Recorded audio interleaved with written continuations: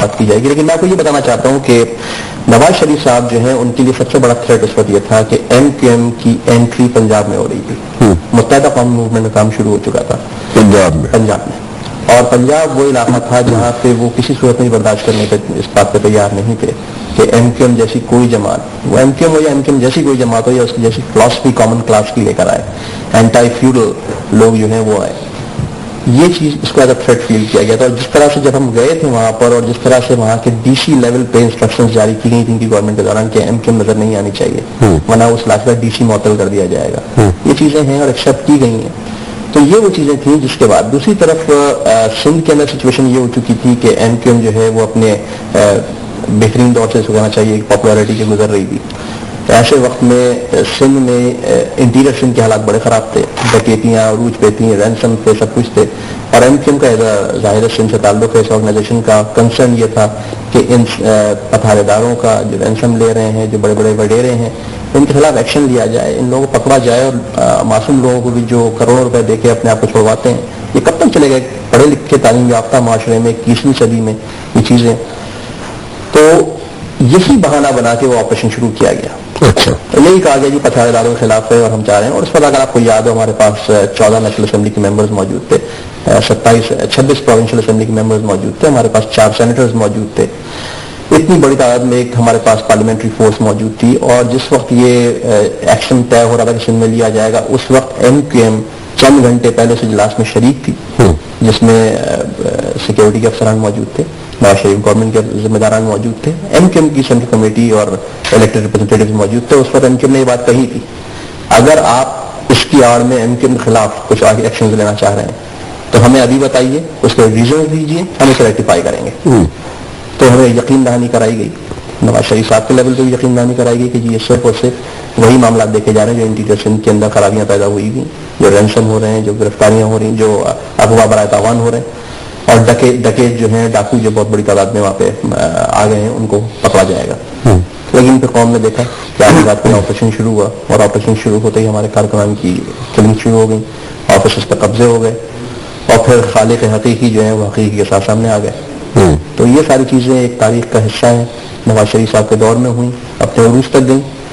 ملک کی بہتری کے لیے صبر کا ہاتھ جو ہے وہ دامن جو ہے وہاں سے نہیں چھوڑا, چلتے رہا. پھر اس کے بعد گئے میاں محمد واسی صاحب, الطاف حسین صاحب کے پاس, اس کے بعد بھی گئے. دیکھیے جی اس کے بعد گورنمنٹ ایک دفعہ چلی جاتی ہے تو اس کے بعد پھر جی ایک بار پھر ملاقات بھی ہوئی, ٹیلی فون بھی رہی. اس میں مختلف ادوار میں مختلف چیزوں میں ان کی صورتحال یہ تھی کہ الطاف حسین صاحب ساری قربانی کا بکرا ایم کیو ایم بنے گی, ہر چیز ایم کیو ایم کر کے دے, اور نواز شریف صاحب ساتھ کھڑے ہوں گے.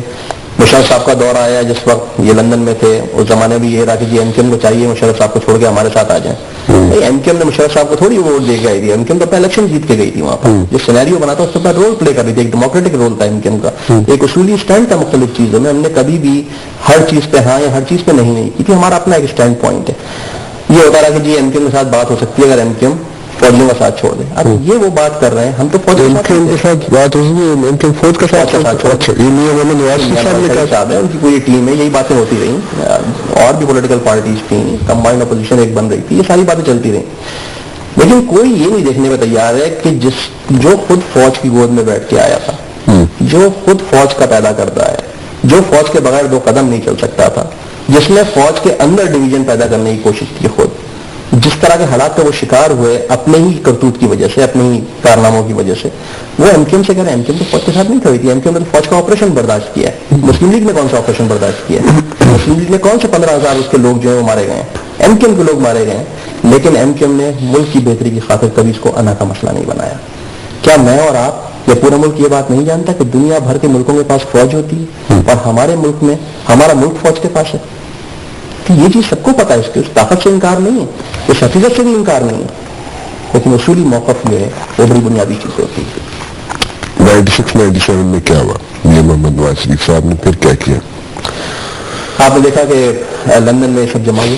اس کے علاوہ میں بیہائنڈ دا سین والی بات پوچھ رہا ہوں. میں کہا بیہائنڈ دا سین تو نواز شریف صاحب سے پوچھیے نا, آپ تو زیادہ بہتر. وہ تو میرے سے بات کرنا پسند نہیں کرتے تھے.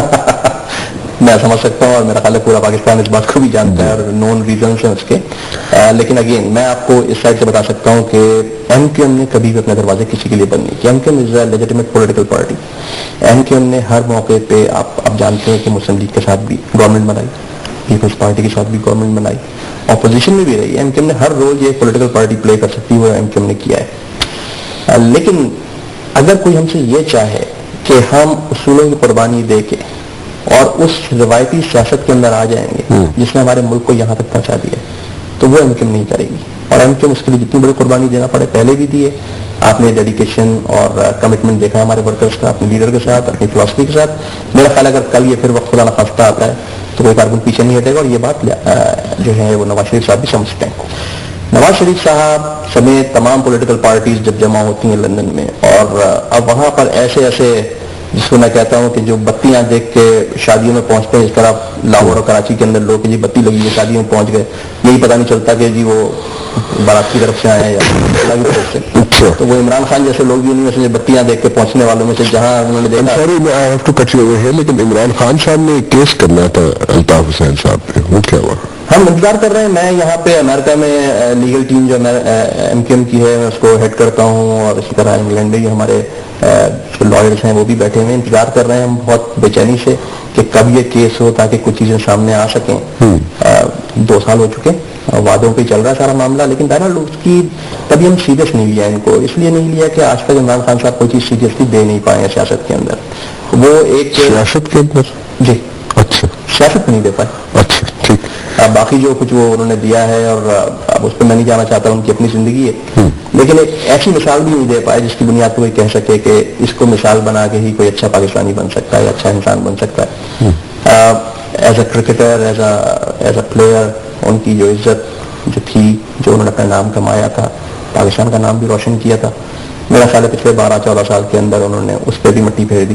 اب وہ ان کا کردار ہی ان کو خود ڈٹرمن نہیں کر پا رہے کہ وہ پاکستان کی پالیٹکس میں سیٹ کہاں ہو رہے ہیں. وہ اب تک ایک طرف ویسٹ کو یہ بتانے کی کوششوں میں مصروف ہیں کہ وہ ایک ویسٹرن مائنڈیڈ آدمی ہے, اور دوسری طرف سب جانتے ہیں کہ وہ ٹوٹلی جو ہے جماعت اسلامی کی بی ٹیم کہہ لیجیے, ان کے فیور میں جو بیانات آتے ہیں وہ طالبان کے اور باجوڑ سے آتے ہیں اور وانا سے آتے ہیں. تو ایک ایسا آدمی جس کا ووٹ بینک بھی نہیں ہے, جس کے پاس کوئی پروگرام بھی نہیں ہے, اب ان جیسے لوگ وہاں کھڑے ہو کے اپنی ذاتی اناج کی خاطر الطاف حسین کو گالیاں دے رہے ہیں, ایم کیو ایم کو گالیاں دے رہے ہیں, اور کہنا جی ایم کیو ایم کے ساتھ سب مل کے سائن کریں گے, ایم کیو ایم کے ساتھ کوئی کبھی گورنمنٹ نہیں بنائے گا. سب کو کیا پرابلم ہے؟ میاں محمد نواز شریف کو بھی پرابلم ہے آپ کے ساتھ, عمران خان کو بھی آپ کے ساتھ پرابلم ہے, سب کو آپ کے ساتھ پرابلم ہے.